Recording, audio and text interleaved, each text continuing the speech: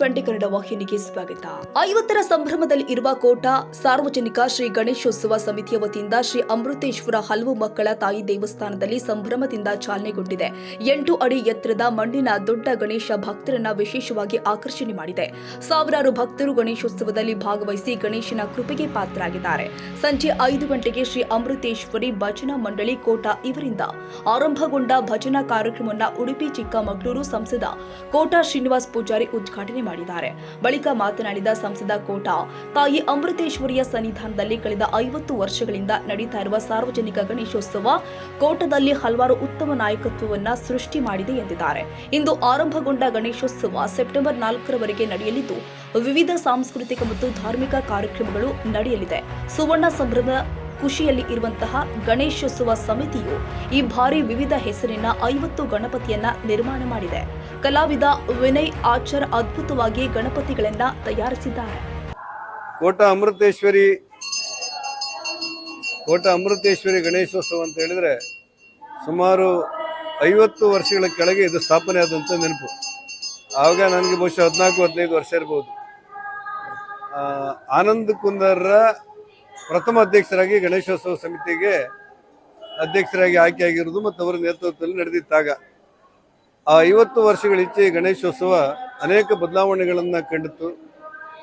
ಈ ಗಣೇಶೋತ್ಸವದ ಮೂಲಕ ಭಜನೆಗಳು ನಡೆದವು, ಕೀರ್ತನೆಗಳು ನಡೆದವು, ಸಾಂಸ್ಕೃತಿಕ ಕಾರ್ಯಕ್ರಮ ನಡೆದವು. ಬರ್ತಾ ಬರ್ತಾ ಬರ್ತಾ ಹೊಸ ನಾಯಕತ್ವ ಬೆಳೆಯಿತು.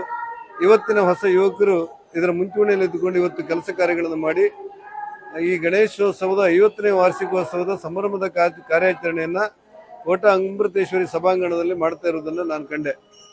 ಅವತ್ತಿನ ದಿವಸಗಳಲ್ಲಿ ಈ ಸಭಾಭವನ ಅನ್ನೋದು ತೆಂಗಿನ ಗರಿಗಳಿಂದ ನಿರ್ಮಾಣ ಆಗಿತ್ತು. ಬರ್ತಾ ಬರ್ತಾ ಇವತ್ತು ಆಧುನೀಕರಣಗೊಳ್ತಾ ಇದೆ. ಇನ್ನೂ ಕೂಡ ಆನಂದ್ ಕುಂದರ್ ಅವರು ಮತ್ತು ಅವರ ತಂಡಕ್ಕೆ ಇದನ್ನು ಮತ್ತಷ್ಟು ಆಧುನೀಕರಣ ಮಾಡಬೇಕು, ಹೊಸ ವ್ಯವಸ್ಥೆಯೊಡನೆ ಗಣೇಶೋತ್ಸವ ಆಚರಣೆ ಮಾಡಬೇಕು ಅನ್ನುವಂಥ ಆಶಯಗಳಿದೆ. ಈ ಹಿನ್ನೆಲೆಯಲ್ಲಿ ಬಹಳ ಇತಿಹಾಸ ಇರುವಂತಹ ಗಣೇಶೋತ್ಸವಕ್ಕೆ ಬಂದು ಈ ಗಣೇಶನ ಪೂಜೆ ಮಾಡಿ ಇಲ್ಲಿರುವಂತಹ ಪ್ರಮುಖರ ಜೊತೆಯಲ್ಲಿ ತೀರ್ಥ ಪ್ರಸಾದ ತೆಗೆದುಕೊಂಡಿದ್ದು ನನಗೆ ಅತ್ಯಂತ ಖುಷಿ ಕೊಟ್ಟಿದೆ. ಇವರೆಲ್ಲ ಸಂಭ್ರಮದ ಕಾರಣಗಳು ಅತ್ಯಂತ ಯಶಸ್ವಿಯಾಗಿ ನಡೆಯಲಿ ಅನ್ನೋದು ನನ್ನ ಹರಕೆ ಮತ್ತು ಹಾರೈಕೆ. ಕನ್ನಡಿಗರ ಮೆಚ್ಚಿನ ನಿಮ್ಮ TV20 ಕನ್ನಡ ವಾಹಿನಿ ಇದೀಗ ಟಿವಿಯಲ್ಲಿ ಲಭ್ಯ. ಕರ್ನಾಟಕ ಮತ್ತು ದೇಶ ವಿದೇಶದ 360 ಡಿಗ್ರಿ ಸುದ್ದಿ ವಿವರವನ್ನ ಪಡೆಯುವುದಕ್ಕೆ TV20 ವಾಹಿನಿಯನ್ನು ಲೈಕ್ ಮಾಡಿ, ವಿಡಿಯೋಗಳನ್ನು ಶೇರ್ ಮಾಡಿ, ಕಮೆಂಟ್ ಮಾಡಿ, ಸಬ್ಸ್ಕ್ರೈಬ್ ಮಾಡಿ.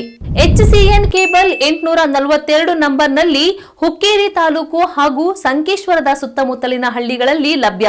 PCN ಕೇಬಲ್ 129 ನಂಬರ್ನಲ್ಲಿ ಹಾರುಗೆರೆ ಸುತ್ತಮುತ್ತಲಿನ ಹಳ್ಳಿಗಳಲ್ಲಿ ಲಭ್ಯ. ರಾಯಬಾಗ್ ಡಿಜಿಟಲ್ ಚಾನೆಲ್ ಕೇಬಲ್ 80ನೇ ನಂಬರ್ನಲ್ಲಿ ರಾಯಬಾಗ ತಾಲೂಕಿನ ಸುತ್ತಮುತ್ತಲಿನ ಹಳ್ಳಿಗಳಲ್ಲಿ ಲಭ್ಯ.